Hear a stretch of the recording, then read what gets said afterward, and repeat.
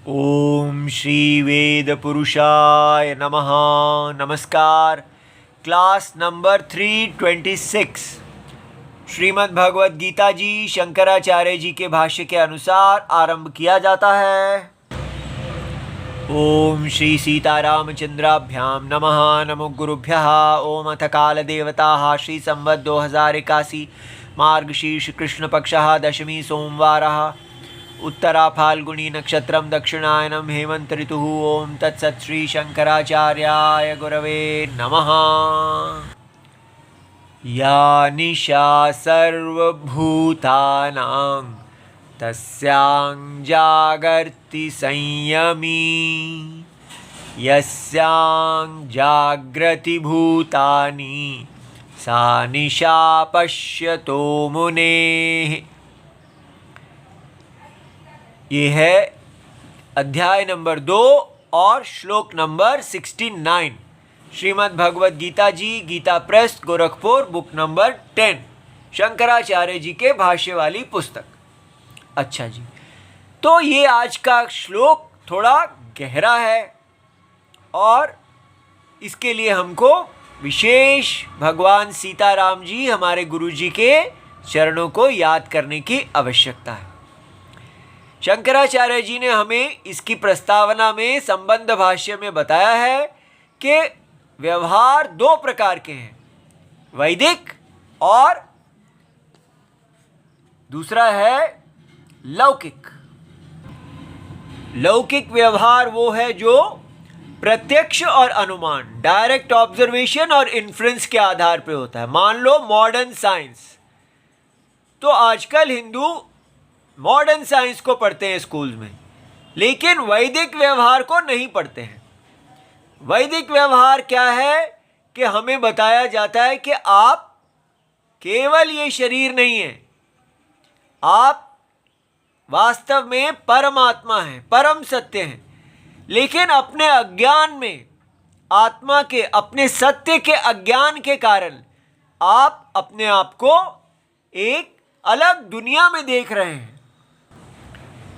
इस दुनिया में, इस जगत में आप अनेक प्रजाओं के बीच में, अनेक लोगों में अपने आप को देखते हैं। आप अपने किसी के, कोई आपका माता है, पिता है, पुत्र है, बंधु है, और आप अपने शरीर से भोग करते हैं। तो आपको कहा जाता है कि आप इस सारी दुनिया को जो देख रहे हैं ये एक महायज्ञ है। ये सारी दुनिया जो है ये वास्तव में वेद पुरुष नारायण ही खड़े हैं। ये सब वैदिक व्यवहार है और इनके शरीर में, आप इनके शरीर के अंदर हैं, आप उनकी सिर हैं, भुजा हैं, जांग हैं, पैर हैं, ब्राह्मण क्षत्रिय वैश्य शूद्र इत्यादि। जन्म से ही आप यज्ञ में पैदा हुए हैं और यज्ञ में जो जो आपका अंग है उसी के अनुसार आपका स्वधर्म है। आपको वेद रक्षा, धर्म रक्षा, क्षत्रियों का वाणिज्य की रक्षा, सेवा की रक्षा, वेद के यज्ञ की रक्षा करने के लिए ये सब स्वधर्म करना है। यदि आप ये स्वधर्म करते हैं तो आपका और उच्च गति होती है, आपको और सूक्ष्म शरीरों की प्राप्ति होती है, जहाँ सुख की वृद्धि है और साथ ही साथ मन, वहाँ पर हमें और सात्विकता मिलती जाती है। लेकिन बार बार जैसे जैसे पुण्य क्षय होता है हम वापस नए शरीरों को प्राप्त कर लेते हैं। शरीर आते जाते रहते हैं, हम आत्मा वही रहते हैं।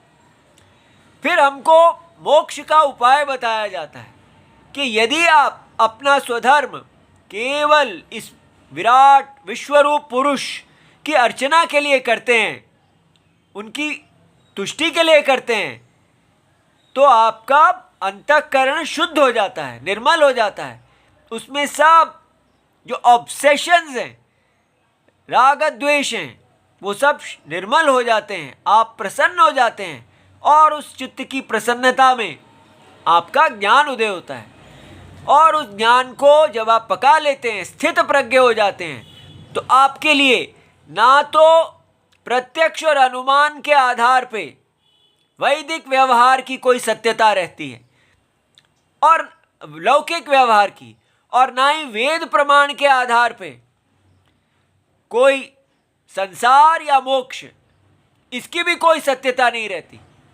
इसलिए लौकिक और वैदिक दो सारा प्रमाण व्यवहार ज्ञानी के लिए है ही नहीं। वो केवल शुद्ध सत्य चेतना आनंद रूप है। ऐसा क्यों है? क्योंकि जो अविद्या है वो विद्या के द्वारा बाधित हो जाता है। सिंपल है कि ये सारा संसार जो हम देख रहे हैं ये अविद्या है, अज्ञान है वस्तु का, इसलिए विद्या से इसकी बाधा की जाती है। अब आपको बहुत धीरज रखना होगा, राम जी को याद कीजिए, क्योंकि इस श्लोक को पढ़ने में थोड़ा सा आपको सिर में से धुआं निकलेगा। उसको आप यज्ञ का धुआं समझिए, इसलिए वो पवित्र है, गुड धुआं है। तो यहाँ क्या कहा जाए, ये श्लोक एक रिडल, एक पहेली के समान है।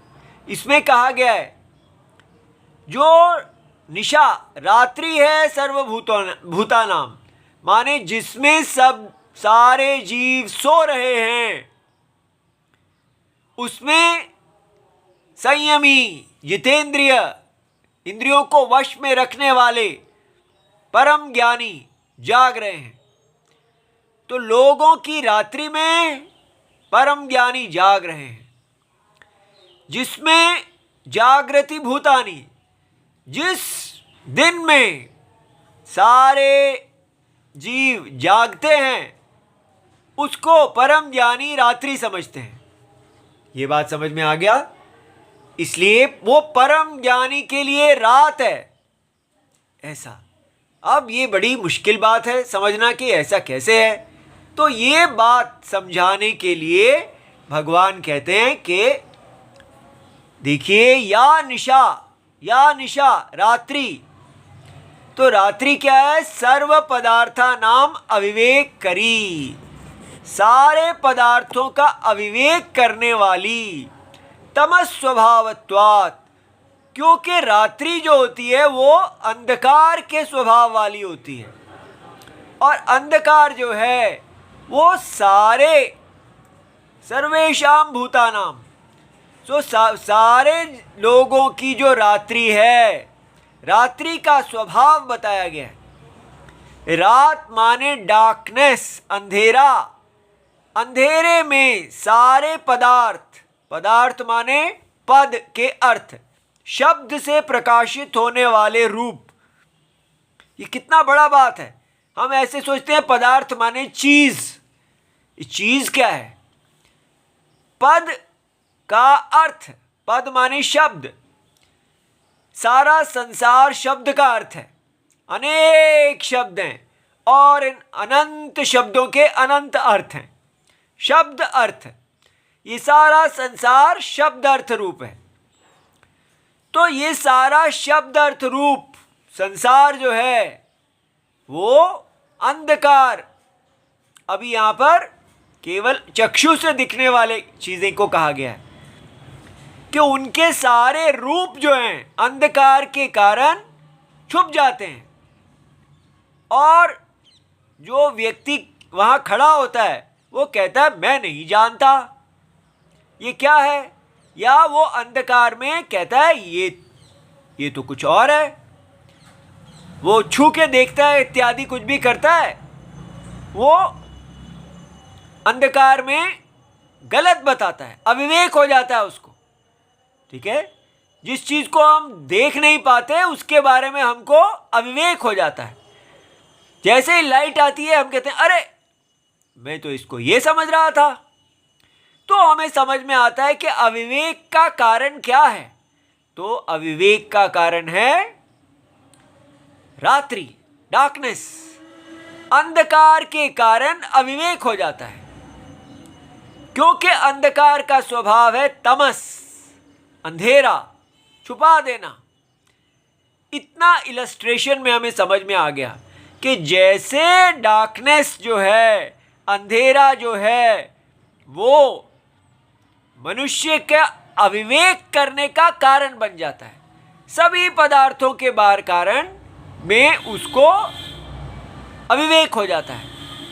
अगर वहाँ पर लाइट ले आई जाए तो उसको अविवेक नहीं होता। अगर लाइट ना हो तो डार्कनेस क्या होता है? Absence of light. माने जब लाइट का, प्रकाश का अभाव होता है तो प्रकाश के अभाव को कहते हैं तमस। तमस कोई चद्दर नहीं है काली, केवल प्रकाश का अभाव, लाइट का नहीं होना, एब्सेंस ऑफ लाइट जब होती है तो उस स्थिति में हमको सारे पदार्थों के रूप का अविवेक हो जाता है। हम रूप को नहीं जान पाते और गलत जान लेते हैं। सोचते हैं पता नहीं एक किसी चीज़ को छूते हैं, उसको कुछ और समझ लेते हैं। तो ये पॉइंट हमें समझ में आ गया। अब इसको अच्छी तरह समझना है कि एक है इलस्ट्रेशन, जैसे अंधकार जो है, एब्सेंस ऑफ लाइट जो है, प्रकाश अभाव, वो ऐसी स्थिति में क्या हो जाता है? आपको अविवेक हो जाता है। तो अविवेक का कारण प्रकाश का अभाव है, रात्रि, अंधेरा। अंधेरे में व्यक्ति को अविवेक हो जाता है। इतना समझ में आ गया। अब इसी को हम यहाँ हमारा टॉपिक अंधेरे को और लाइट को स्टडी करना नहीं है, इसके हेल्प से ये लोक में सिद्ध है। तो अब आप जो अंधेरा है, अंधेरा माने एब्सेंस ऑफ लाइट, प्रकाश का अभाव, उसी को अब आप मानिए एब्सेंस ऑफ नॉलेज, ज्ञान का अभाव। बात समझ में आ गई? बस अंधेरे की जगह आपने वहां कहना है कि अंधेरा क्या है? डार्कनेस क्या है? Absence of light. तो इसी प्रकार एब्सेंस ऑफ नॉलेज, ज्ञान का अभाव, जब ज्ञान नहीं है तो व्यक्ति जो है वो रात्रि में होता है। ये बात समझ में आई? अंधेरे में होता है। जिस व्यक्ति के पास ज्ञान का प्रकाश नहीं है वो अंधेरे में जी रहा है, और उस अंधेरे के कारण उसके अंदर विपरीत ज्ञान हो जाता है, उल्टा ज्ञान हो जाता है। जिसके पास ज्ञान का प्रकाश नहीं है उसके पास विपरीत ज्ञान हो जाता है। जिसके पास लाइट ऑफ नॉलेज नहीं है उसके पास मिस्टेक है। जिसके पास लाइट ऑफ नॉलेज है, ज्ञान का प्रकाश है, उसके पास मिस्टेक नहीं है। इतना समझ में आया? तो हमें समझ में आया मिस्टेक क्यों होती है। क्वेश्चन है क्यों एक व्यक्ति को मिस्टेक होती है, विपरीत ग्रहण होता है और दूसरे को नहीं होता है एक ही स्थिति में। तो हम कहेंगे जिसको एब्सेंस ऑफ नॉलेज है, ज्ञान के प्रकाश का अभाव है जिसके पास, उसको विपरीत ज्ञान हो जाएगा। लेकिन जिसके पास ज्ञान का प्रकाश का अभाव नहीं है, जिसके पास ज्ञान का प्रकाश है, उसको उसी परिस्थिति में मिस्टेक नहीं होगा। इसलिए हमें समझ में आ गया कि कौन है मिस्टेक का कारण, क्यों मिस्टेक है। तो कहेंगे ज्ञान प्रकाश के नहीं होने के कारण। तो ज्ञान प्रकाश का नहीं होना, एब्सेंस ऑफ नॉलेज जो है, इग्नोरेंस, उसको इग्नोरेंस कहते हैं। एब्सेंस ऑफ नॉलेज माने इग्नोरेंस, अज्ञान। अज्ञान विपरीत ज्ञान का हेतु है। कारण, अज्ञान कारण है तो विपरीत ज्ञान कार्य है। इसलिए कहा अविवेक करी। ये बात समझ में आ गई, कॉज इफेक्ट। लेकिन ये यहां पर कोई ट्रांसफॉर्मेशन, कोई परिणाम नहीं हो रहा, कोई दूध दही नहीं बन रहा, केवल प्रत्यय, अज्ञान प्रत्यय, विपरीत प्रत्यय का कारण है। ये प्रत्यय है बस, कॉग्निशन, आपकी समझ में ही ऐसा हो रहा है, लेकिन कोई चीज बदल नहीं रही है। अब इसको हम देखिए, जैसे यहां रस्सी है, जिसको रस्सी का अज्ञान है, अंधकार, उसको रस्सी का अज्ञान है, तो उसका अज्ञान के हम कहेंगे इसको रस्सी का अज्ञान है, इसीलिए इसने यहां पर सर्प समझा। मिस्टेक, मिस्टेक क्यों हुआ? क्योंकि अज्ञान है। तो अज्ञान कारण है विपरीत ज्ञान का, इतना समझना बस। विपरीत ज्ञान माने अविवेक, अविचार। तो इसलिए अब क्या है, भगवान कह रहे हैं कि सारे यहां पर रस्सी का अविवेक की बात नहीं हो रही, क्योंकि रस्सी का तो किसी को अविवेक है, किसी को नहीं है। लेकिन आत्मा के विषय में सर्वभूतानाम, इस संसार के सारे जीवों को आत्मा अज्ञान है। उनको, वो आत्मा के विषय में अंधकार में है, उनके पास ज्ञान का प्रकाश नहीं है।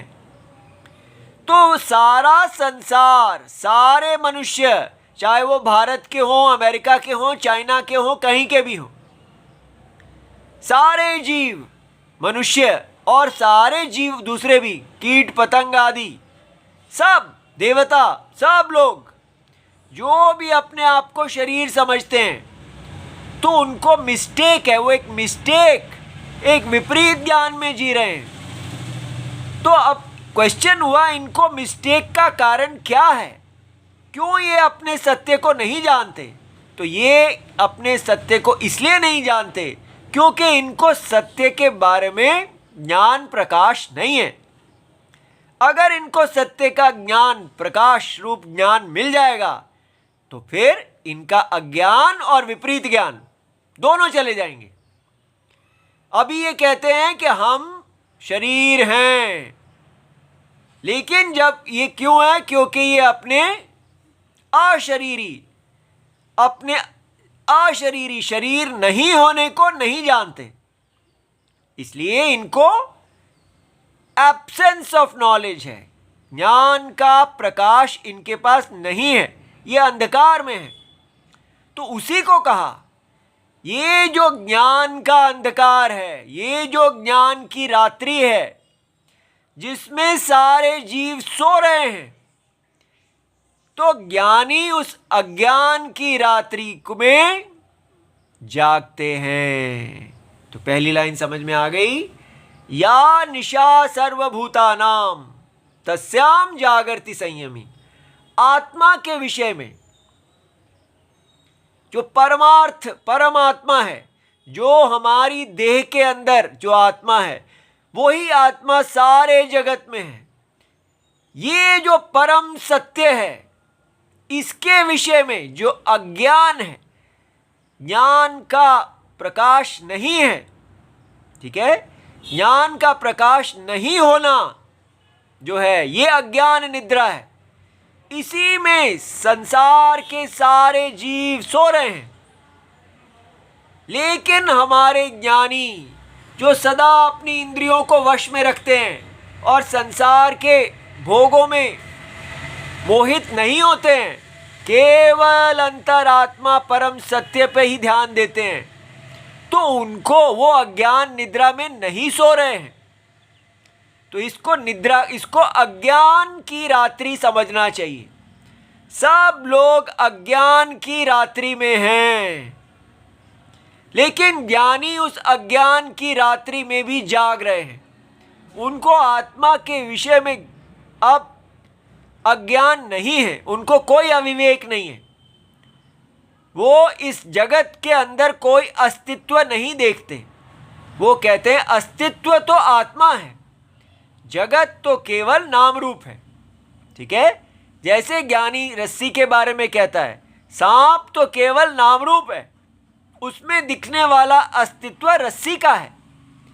इसी प्रकार ज्ञानी भी कहते हैं, ये सारा संसार, इसमें जो अस्तित्व है वो मैं हूं, आत्मा है, परमात्मा है।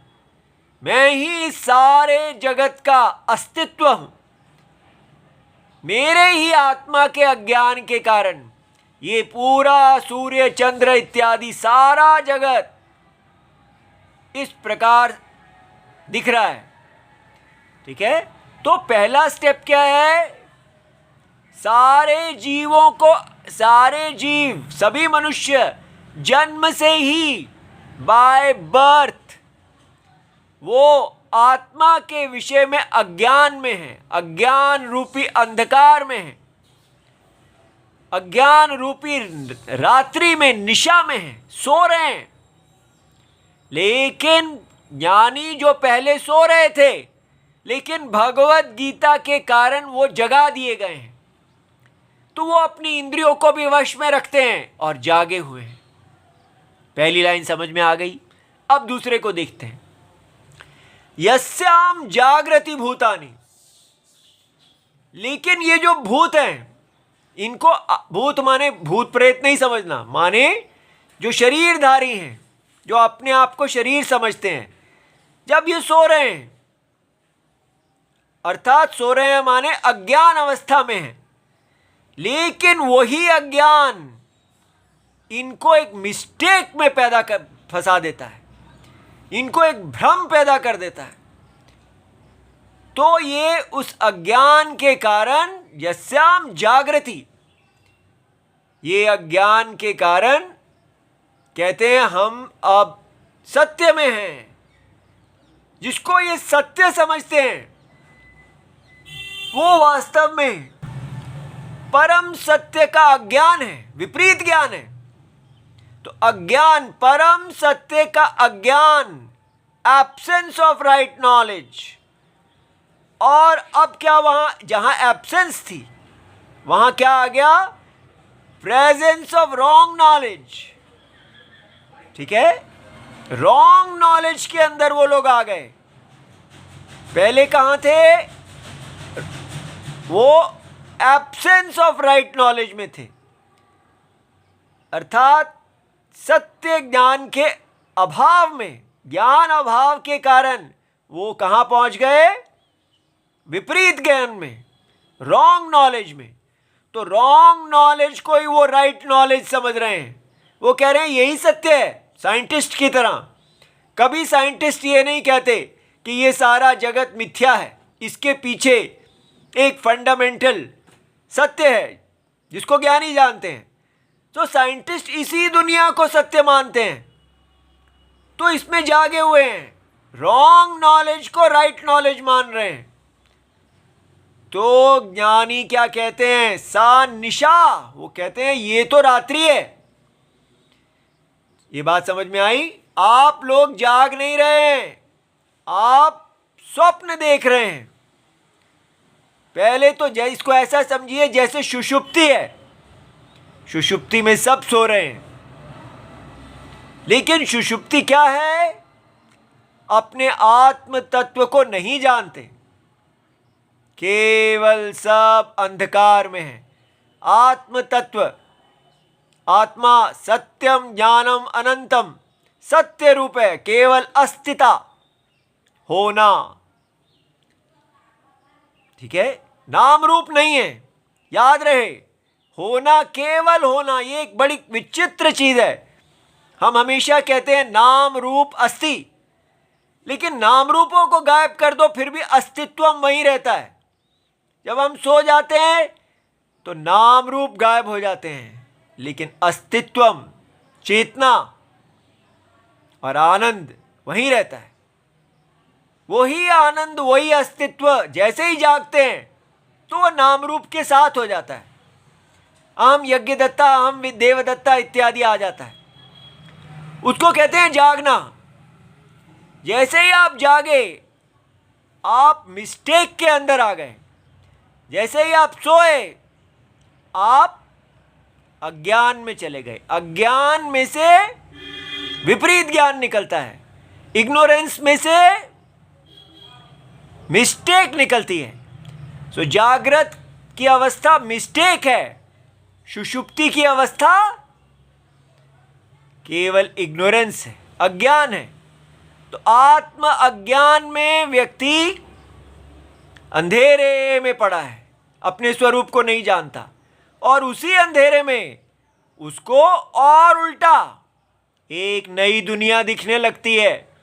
उसमें वो कहता है मैं जाग गया, लेकिन ज्ञानी कहते हैं भाई ये जो नई दुनिया आप देख रहे हैं ये रात्रि है, आप स्वप्न में हैं, ये स्वप्न सत्य नहीं है।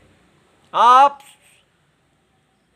जिस स्वप्न को आप सत्य समझ रहे हैं ये तो आप अंधकार में हैं, पूरी तरह अंधकार है, ये रात्रि है, ज्ञान का प्रकाश आपके पास नहीं है। ठीक है, तो इसलिए ये सारा अब समझाना है, ये भाष्य से समझते हैं। क्या कहते हैं भगवान? तो इसीलिए ज्ञान और अज्ञान की दृष्टि के कारण मोक्ष संभव है। देखिए हम हिंदू अपने मुख्य सत्य से कितने दूर हैं। हमारे जीवन का उद्देश्य ये होना चाहिए कि हम आत्मज्ञान से आत्म अज्ञान को दूर करें और मोक्ष प्राप्त करें। लेकिन 1000 सालों की ये गुलामी ने हमको वेद अर्थ से कितना दूर कर दिया है। ये जो अंग्रेज़ों ने हमारे सारे गुरुकुलों को नष्ट करके हमारे यहाँ स्कूल सिस्टम लाए, स्कूल सिस्टम में केवल जो लौकिक विद्या है, प्रत्यक्ष और अनुमान पढ़ाया जाता है, और वेद को कहा जाता है वो तो सब ऐसे ही है। इसलिए पूरी तरह हमारे वेद चक्षु बंद है, और हम फिर भी सोच रहे हैं कि हम महा हिंदू हैं। हमें पूरी तरह हिंदुत्व से हटा दिया गया है। हम केवल नास्तिक प्रत्यक्षवादी लोग हैं। इतना समझ भी आएगा कि ये भारत का सबसे ज़्यादा गिरावट का काल है, क्योंकि इससे ज़्यादा व्यक्ति कितना गिरेगा। वेद को की आंखें जिसकी बंद हो जाती हैं उसको पतित कहते हैं। तो पहले हम माने कि हमें पता ही नहीं है कि हम अपने शास्त्र नहीं पढ़ते, और अगर कहीं से भगवत गीता उठा भी लेते हैं उसके अंदर ये सब है ही नहीं। उसमें केवल यही बताया जा रहा है, एक मार्केट भगवत गीता है। हर चीज़ हमारी मार्केट बन चुकी है। हमारी एजुकेशन सिस्टम हमको एक मार्केट प्रोडक्ट बनाती है। हम बाज़ार में बिकने के लिए पैदा होते हैं, इंजीनियर, डॉक्टर इत्यादि बनो बस। लौकिक व्यवहार, हमारे योगा, हमारा आयुर्वेद, हमारा संगीत, हमारा नृत्य, सारा जो भी विद्याएं हैं सब बाजार के भेंट चढ़ने के लिए हैं।